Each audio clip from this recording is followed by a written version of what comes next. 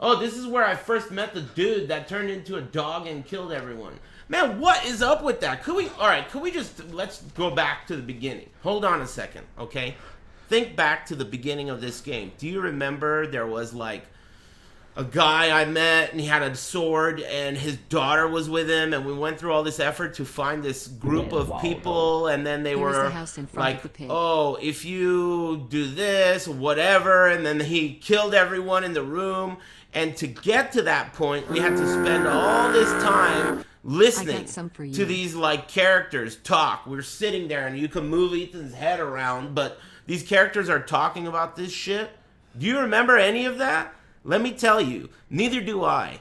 And we had to sit through all of it. Keep in mind this game's 10 hours long. If that shit wasn't in the game, it would be 9.5 hours long or even shorter. So why the fuck is any of that in the game? We spent all this time saving the dad, saving the lady. We're in a group of people. They all died. See you later. Waste of fucking time.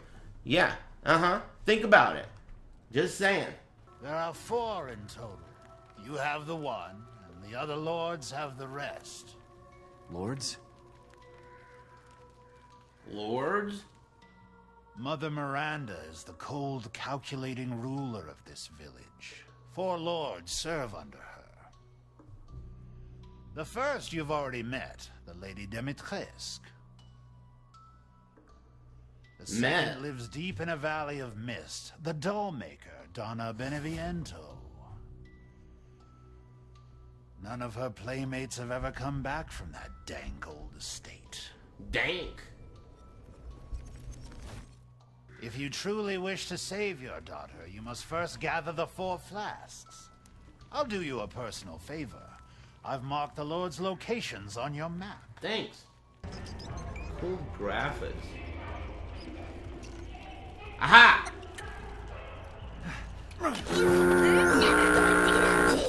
God bless the room.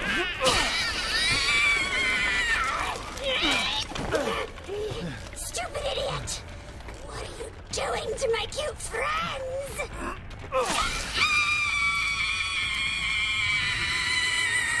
This game's kind of weird. Oh, damn! It's over. Weird.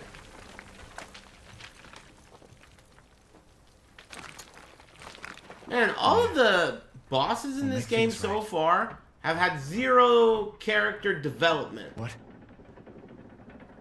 While Jack and Marguerite and shit, they were tight. Thanks. You didn't even get to see her or talk to her. The only thing you saw about that lady I just killed was the fat guy was like, yeah, you know, there's this lady over there.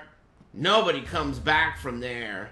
I mean, I don't mind when there's no lore, but if the game is force-feeding a kind of Universal Studios tour guide type of a narrative where you got all these forced walk-in chats and it's kind of like a movie, then at least you should at least try and, you know, make me care about these guys. Do I have my guns? Oh, nice, I got my guns back.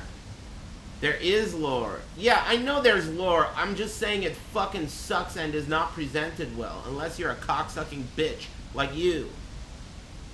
Defending the fucking shitty... I mean, come on.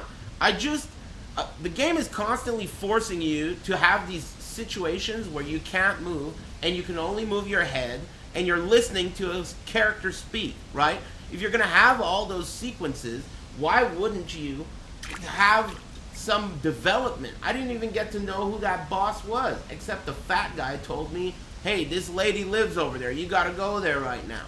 See ya. That's it. I mean, the game, remember all that shit in the beginning where you met that dude and his daughter and you took them to safety and then you were in a church with all these people? All that shit was useless. It was pointless. What was that about? You could have used all that to give some depth on the sisters or Lady D or this lady I just killed. You know? What about the drunk guy that you couldn't trust? It just seemed so pointless while they could have used that time to like create some kind of character depth. This game has lore, but it's like Dark Souls. Yeah, but Dark Souls is a game about gameplay. This is not a game about gameplay. This is a linear, first person, like, not much option. It's not like you can go and fight the, you know, this boss first or that boss first. It's linear. You know, it has the illusion of an open world, but this is not the type of game that you can get away with hiding the lore. It's like a movie game. You can't get away with that. Dark Souls gets away with it because who gives a fuck about item descriptions? The gameplay is what brings you there. And then if you become a nerd, then you can look that shit up on Epic Name, bro. You know? This game is presenting... Like, look, Resident Evil 1, you don't give a fuck about the story. Resident Evil 1 Remake, you know, the classic. Because it's about what happens in the game. It's not about the story. Thank you. The story is secondary.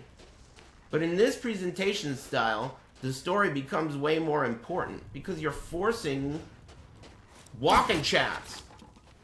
I don't know why I'm trying to bother with you dumb fucks. You don't even speak English. Your retort to the shit I'm saying is gonna be broken as fuck. So why am I even trying? Anyway, happy Ramadan. Thank you. Habibi. Is this game tight or not? It's not over yet.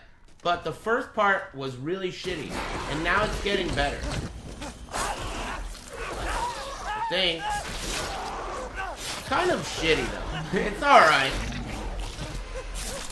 Weird how you keep getting hurt. And it doesn't hurt you in the cutscenes. But when it's you playing and you have limited resources, you have to use them.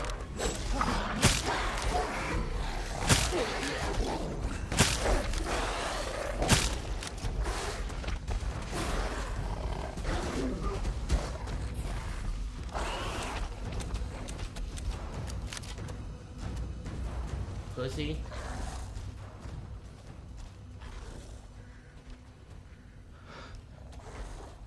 Maybe I didn't have to kill him there. I wasted ammo on that. I don't know. It's the first time I've seen it.